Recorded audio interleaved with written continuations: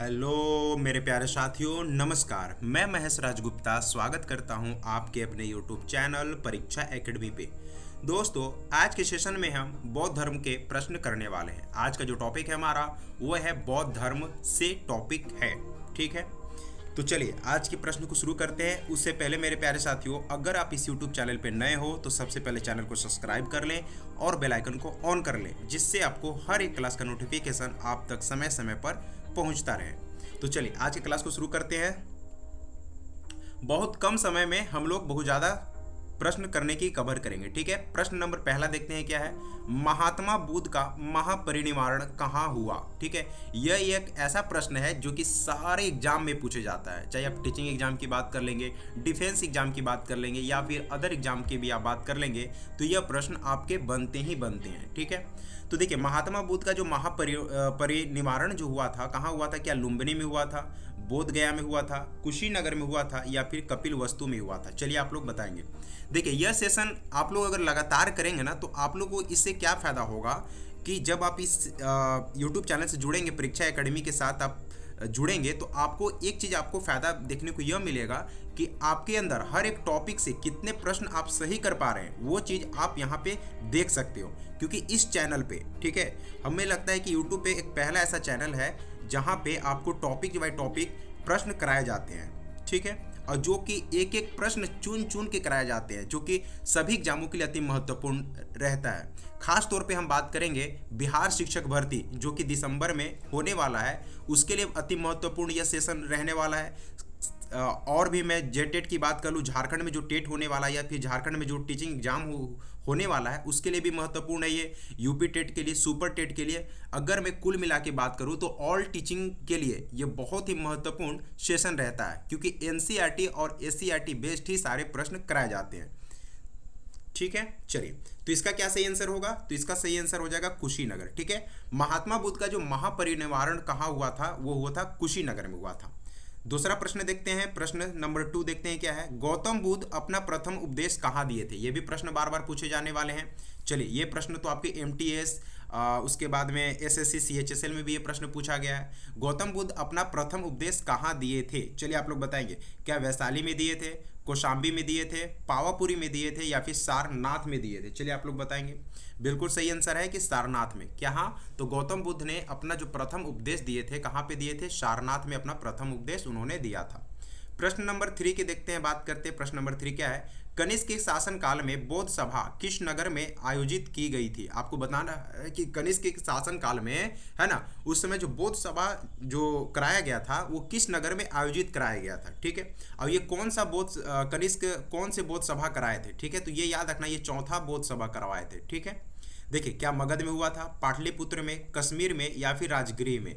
चलिए, तो देखिए कनिष्क जो अपने शासनकाल में जो बौद्ध सभा का आयोजन कराए थे, ये कहाँ पे करवाए थे? कश्मीर में। कहाँ पे करवाए थे? कश्मीर में। बिल्कुल इसका सही आंसर होगा। अगला प्रश्न देखिए, प्रश्न नंबर 4 देखते हैं क्या है।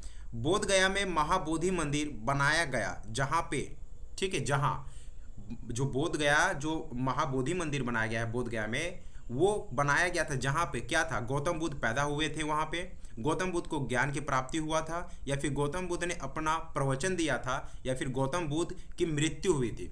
तो देखिए बोध गया में महाबोधि मंदिर जो बनाया गया था ना, वो कहा क्या हुआ था? तो गौतम बुद्ध जी को वहाँ पे ज्ञान की प्राप्ति हुआ था। क्या हुआ था? वहाँ पे ज्ञान की प्राप्ति हुआ था गौतम बुद्ध जी को। ठीक है, अगला प्रश्न देखेंगे, प्रश्न नंबर 5 देखते हैं क्या है। महासांघिक संप्रदाय की उत्पत्ति, ठीक है, के बारे में निम्नलिखित में से कौन सा कथन सही है? ठीक है, यह डिफिकल्ट आप लोग को प्रश्न लग सकता है, लेकिन यह टीचिंग एग्जाम में पूछा गया प्रश्न है। यह तृतीय बौद्ध परिषद के बाद उभरा, इसका प्रमुख ग्रंथ महावंश में है, या फिर यह बौद्ध संघ के भीतर सबसे प्राचीन विभाजन का प्रतिनिधित्व करता है? इस ऑप्शन नंबर डी है, इसे केवल थेरवाद अनुयायी ही मान्यता देते हैं। चलिए आप लोग इसका सही आंसर करेंगे, बताएंगे इसका सही आंसर क्या होगा।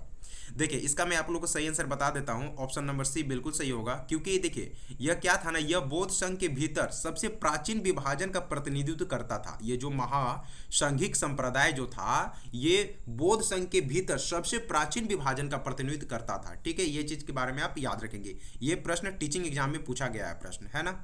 अगला प्रश्न देखिए, अगला प्रश्न क्या है, प्रश्न नंबर 6 देखते हैं। निम्नलिखित में से किस राजा के अभिलेख से सूचना मिलता है कि शाक्य मुनि बोध का जन्म लुम्बिनी में हुआ था? शाक्य मुनि बोध का जो जन्म हुआ था वो लुम्बिनी में हुआ था। ये कौन से राजा के अभिलेख से पता चलता है? चलिए आप लोग बताएंगे। क्या अशोक के अभिलेख से पता चलता है, हर्ष के अभिलेख से पता चलता है, कनिष्क के अभिलेख से पता चलता है, या फिर धर्मपाल के अभिलेख से यह पता चलता है? तो मेरे प्यारे साथियों, यह जो शाक्य मुनि बोध का जो जन्म हुआ था लुम्बिनी में, यह जो पता चलता है किससे चलता है? अशोक के शिलालेख से। किससे पता चलता है? अशोक के अभिलेखों से यह पता चलता है। अगला प्रश्न देखेंगे। अगला प्रश्न क्या है? प्रश्न नंबर 7। गौतम बुद्ध द्वारा अपने धर्म में दीक्षित किए जाने वाले अंतिम व्यक्ति निम्नलिखित में से कौन थे? ये तो एग्जाम, यह जो प्रश्न है सभी एग्जामों में पूछ लिया जाता है ना, चाहिए आपको डायरेक्ट पूछ लिया जाता है। ठीक है, गौतम बुद्ध द्वारा यहाँ पे प्रश्न को बड़ा कर दिया गया है। छोटे छोटे जैसे MTS एग्जाम हो गया, CHSL का एग्जाम हो गया, वन लाइनर जैसे फॉर्म बनता है, तो एक लाइन में इसमें छोटा पूछ लिया जाता है ना। ठीक है, कि बौद्ध धर्म में अंतिम व्यक्ति क्या थे, दीक्षित लेने वाले कौन थे? ठीक है, इसमें गौतम बुद्ध यहाँ पे जोड़ दिया गया है। तो क्या वो आनंद थे, सरिपुत थे, या फिर गालन थे, या फिर सुभद थे? ठीक है, तो अंतिम व्यक्ति जैसे ही बात आता है तो आप याद रखेंगे कि सुभद थे। कौन थे? शुभदत्त जी थे। ठीक है, अगला प्रश्न देखिए। अगला प्रश्न क्या है? प्रश्न नंबर 8 देखते हैं क्या है। बौद्ध धर्म में प्रतियात समुत्पाद है ना, क्या है? प्रतित्य समुत्पाद निर्भर उत्पत्ति किसका वर्णन करता है? ठीक है, यह थोड़ा डिफिकल्ट आपको प्रश्न लग सकता है। ठीक है, लेकिन इंपॉर्टेंट प्रश्न है टीचिंग एग्जाम की दृष्टिकोण से, है ना। कर्म के सिद्धांत को वो बताता है, अस्तित्व के अंतर निर्भर स्वभाव को बताता है, केवल निवारण की स्थिति को बताता है, ध्यान की प्रक्रियाओं को वह बताता है। चलिए आप लोग इसका सही आंसर करेंगे और बताएंगे इसका सही आंसर क्या है। देखिए मैं इसका आपका सही आंसर बता देता हूं कि अस्तित्व के अंदर क्या होता है, निर्भर स्वभाव को वो क्या करता है, निर्भर उत्पत्ति करता है। ठीक है, अस्तित्व के अंदर निर्भर स्वभाव को उत्पत्ति करता है। ठीक है, चलिए अगला प्रश्न देखेंगे। अगला प्रश्न क्या है मेरे प्यारे साथियों? चलिए प्रश्न नंबर 9 देखते हैं। प्रश्न नंबर 9 क्या है हमारा? प्रश्न नंबर 9, प्रथम बौद्ध सभा किस स्थान पर बुलाई गई थी? चलिए आप लोग बताएंगे। क्या राजगृह में बुलाया गया था, सारनाथ में, पाटलिपुत्र में, या फिर बोध गया में? देखिए तो प्रथम बौद्ध सभा जो बुलाया गया था वो कहाँ पे बुलाया गया था? बिल्कुल सही है कि राजगृह में बुलाया गया था। अब ये पाटलिपुत्र में तीसरा बुलाया गया था। कौन सा बुलाया गया था? यह तीसरा पाटलिपुत्र में बुलाया गया था, है ना। चलिए अगला प्रश्न देखते हैं। यह राजगृह में कौन बुलाया था? चलिए आप लोग इसको बताएंगे। तो अजातशत्रु यहाँ पे बुलाए थे। ठीक है, कौन बुलाए थे? अजातशत्रु जी के द्वारा बुलाया गया था। अगला प्रश्न देखिए, प्रश्न नंबर 10 देखते हैं। निम्नलिखित में से किस बौद्ध ग्रंथ में संघ जीवन के नियम प्राप्त होते हैं? निम्नलिखित में से किस बौद्ध ग्रंथ में संघ जीवन, ठीक है, ये जो संघ जीवन है इंपॉर्टेंट है, संघ जीवन के नियमों प्राप्त होते हैं? ठीक है, क्या वो दीघ निकाय है, विनय पिटक है, अभिधम है, या फिर इनमें से कोई नहीं? तो संघ जीवन के जो नियमों के बारे में हमें पता जो चलता है बौद्ध ग्रंथ से, वो चलता है विनय पिटक से। कहाँ चलता है? विनय पिटक से ही हमें संघ जीवन के नियमों के बारे में पता चलता है। अगला प्रश्न देखिए। अगला प्रश्न क्या है? प्रश्न नंबर 11, त्रिपिटक निम्नलिखित में से किससे संबंधित है? त्रिपिटक इनमें से किससे संबंधित है? क्या जैनियों से संबंधित है वो? क्या सिखों से संबंधित है, बौद्धों से संबंधित है, या फिर हिंदुओं से? तो त्रिपिटक किससे संबंधित है मेरे प्यारे साथियों? तो ये बौद्ध से संबंधित है। किससे संबंधित है? बौद्ध से संबंधित है ना। ऑप्शन नंबर सी बिल्कुल सही आंसर है इसका होगा। प्रश्न नंबर 12 देखते हैं। 12 क्या है? ठीक है, प्रश्न नंबर 12, नालंदा विश्वविद्यालय किस लिए विश्व प्रसिद्ध था? चलिए आप लोग बताएंगे कि जो नालंदा विश्वविद्यालय था वो किस लिए विश्व प्रसिद्ध था? क्या चिकित्सा विज्ञान के लिए प्रसिद्ध था वो, तर्कशास्त्र के लिए प्रसिद्ध था वो, रसायन विज्ञान के लिए वो प्रसिद्ध था, या फिर बौद्ध धर्म दर्शन के लिए प्रसिद्ध था? चलिए आप लोग इसका सही आंसर करेंगे। तो किस लिए था? क्योंकि नालंदा विश्वविद्यालय किस लिए प्रसिद्ध था? तो बौद्ध धर्म के लिए यह प्रसिद्ध था। चलिए अगला प्रश्न देखते हैं। अगला प्रश्न क्या है? प्रश्न नंबर 13 देखते हैं। वज्रयान बौद्ध धर्म में तंत्र की भूमिका को किस रूप में समझा जाता है? जो वज्रयान है वो बौद्ध धर्म में तंत्र की भूमिका को आप किस रूप में समझते हो, इसके बारे में आपको बताना। क्या प्राचीन ग्रंथों का संग्रह है वो, ध्यान की एक विधि है वो, या फिर त्वरित रूप से बोधि प्राप्त करने का मार्ग है, या फिर कर्म सिद्धांत की व्याख्या है? चलिए 13 आप लोग बताएंगे। ठीक है, तो क्या है? त्वरित रूप से बोधि प्राप्त करने का मार्ग है वो। क्या है? त्वरित रूप से बोधि प्राप्त करने का मार्ग है ना, वज्रयान। ठीक, समझ में आ गया प्रश्न। अगले प्रश्न पे चलते हैं। अगला प्रश्न देखते हैं क्या है। प्रश्न नंबर 14, नालंदा विश्वविद्यालय के संस्थापक कौन थे? ये तो वो प्रश्न है जो सभी में पूछे जाते हैं। चलिए आप लोग इसका सही आंसर करेंगे। क्या धर्मपाल थे, कुमारगुप्त थे, चंद्रगुप्त मौर्य थे, इनमें से कोई नहीं? तो नालंदा विश्वविद्यालय के संस्थापक जो थे वो कौन थे? कुमारगुप्त आपका बिल्कुल इसका सही आंसर होगा। अगला प्रश्न देखेंगे। अगला प्रश्न क्या है? प्रश्न नंबर 15 देखते हैं क्या है। नागार्जुन किस बौद्ध संप्रदाय के थे? क्या वो योगाचर थे, वैभाषिक थे, माध्यमिक थे, या फिर इनमें से कोई नहीं? देखिए ये भी प्रश्न क्या है ना, ये प्रश्न सारे में पूछे जाते हैं। ऐसे ऐसे छोटे छोटे जो प्रश्न होते हैं ना वो सभी में पूछे जाते हैं। मैं बात कर लूँ एसएससी की एग्जाम, एमटीएस की ले लो आप, सीएचएसएल को ले लो आप, है ना, सारे में ये प्रश्न बनते हैं। ठीक है, जहाँ तक कि सीजीएल में भी ये प्रश्न बनते हैं और टीचिंग एग्जाम में तो प्रश्न बनते ही बनते हैं। तो किससे थे? नागार्जुन की बात करेंगे तो क्या थे? बौद्ध संप्रदाय के थे, तो माध्यमिक थे। क्या थे? माध्यमिक बौद्ध संप्रदाय से थे। अगला प्रश्न देखिए, प्रश्न नंबर 16 देखते हैं क्या है। अशोकाराम बिहार निम्नलिखित में से किस स्थान पर स्थित था? चलिए आप लोग बताएंगे कि अशोकाराम बिहार निम्नलिखित में से किस स्थान पर स्थित था? क्या वैशाली में स्थित था वो, पाटलिपुत्र में था, कौशाम्बी में था, या फिर इनमें से कोई नहीं? चलिए आप लोग इसका सही आंसर करेंगे। देखिए इसका जो सही आंसर होगा क्या हो जाएगा वो, चलिए आप लोग बताएंगे। पाटलिपुत्र इसका सही आंसर होगा। क्यों? क्योंकि अशोकाराम बिहार जो था वो कहाँ पे बसाया गया था, किस स्थान पर स्थित है? तो पाटलिपुत्र में स्थित है। ठीक है, यह टीचिंग एग्जाम में पूछा हुआ प्रश्न है।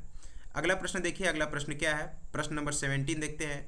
निम्नलिखित में से कौन सा बौद्ध पवित्र स्थल निरंजना नदी पर स्थित है?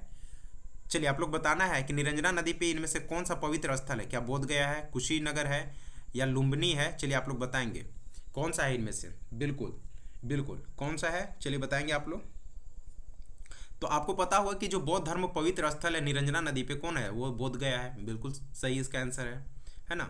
अगला प्रश्न देखिए, प्रश्न नंबर 18 देखते हैं। बोधिसत्व के मार्ग पर चलने वाले बौद्ध अनुयायी किस मार्ग को अपनाते हैं? चलिए आपको बताना होगा कि बोधिसत्व के मार्ग पर चलने वाले बौद्ध अनुयायी किस मार्ग को अपनाते हैं। क्या आर्त मार्ग को अपनाते हैं, महायान मार्ग को अपनाते हैं, हीनयान को अपनाते हैं, या फिर प्रज्ञा मार्ग को अपनाते हैं? चलिए आप लोग इसका सही आंसर करेंगे। देखिए ये क्या होता है ना कि जो यान मार्ग होता है उसको क्या करते हैं, बोधिसत्व के मार्ग पर चलने वाले बौद्ध अनुयायी जो होते हैं ना वो महायान मार्ग को अपनाते हैं। ठीक है, अगला प्रश्न देखिए, प्रश्न नंबर 19 देखते हैं क्या है। अभिधर्म किस पिटक का हिस्सा है और किसके अध्ययन पर केंद्रित है? ठीक है, ये जो अभिधर्म है वो किस पिटक का हिस्सा है और किसके अध्ययन पर वो केंद्रित है? क्या सूत पिटक ध्यान पे है, विनय पिटक नियम और अनुशासन पे है, अभिधम पिटक धर्म के दार्शनिक विश्लेषण पर है, या फिर विनय पिटक बौद्ध धर्म के अनुशासन पे है? चलिए आप लोग बताएंगे कि अभिधम किस पिटक का हिस्सा है। बिल्कुल क्या है वो, तो अभिधम जो है ना वो किसका है, तो धर्म के दार्शनिक विश्लेषण के बारे में वो बताता है हमें। अगला प्रश्न देखिए। अगला प्रश्न क्या है? प्रश्न नंबर 20, आज का अंतिम प्रश्न। ठीक है, ठीक है, आज का क्या है ये अंतिम प्रश्न है। चलिए बताएंगे। आल्य विज्ञान, ठीक है, आल्य विज्ञान सिद्धांत किस संप्रदाय से जुड़ा हुआ है? ठीक है, ये भी थोड़ा सा डिफिकल्ट प्रश्न है। चलिए आप लोग इसका सही आंसर करेंगे। क्या वो थेरवाद से था, क्या वो महायान से था, योगाचर से था, या फिर वज्रयान से था? चलिए आप लोग इसका सही आंसर करेंगे। चलिए मैं आपको इसका सही आंसर बता देता हूँ। यो जो था योगाचर से था। किससे था? योगाचर से था, है ना। चलिए तो आज के सेशन में हमने बौद्ध धर्म के 20 महत्वपूर्ण प्रश्न देखे। आपने देखे होंगे कि हमने वो प्रश्न लिए थे जो प्रश्न बार बार रिपीट होते हैं। ठीक है, चलिए इसका अगला पार्ट भी आपको बहुत जल्द करा दिया जाएगा। ठीक है मेरे प्यारे साथियों, चलिए ठीक है, फिर मिलते हैं अगले सेशन में। तब तक के लिए धन्यवाद। उससे पहले मेरे प्यारे साथियों, अगर आप इस YouTube चैनल पर नए हो तो सबसे पहले चैनल को सब्सक्राइब कर लेंगे और बेल आइकन को ऑन कर लेंगे, जिससे आपको हर दिन का क्लास का नोटिफिकेशन आप तक समय समय पर पहुंचता रहे और आप टॉपिक बाय टॉपिक अपना टेस्ट या फिर अपना तैयारी आराम से कर सकते हैं। चलिए, अगर वीडियो अच्छा लगा हो मेरे प्यारे साथियों तो लाइक करें, कमेंट करें और साथ में इसके साथ में आपको इस वीडियो को शेयर भी करें। चलिए मिलते हैं फिर अगले वीडियो में, तब तक के लिए धन्यवाद।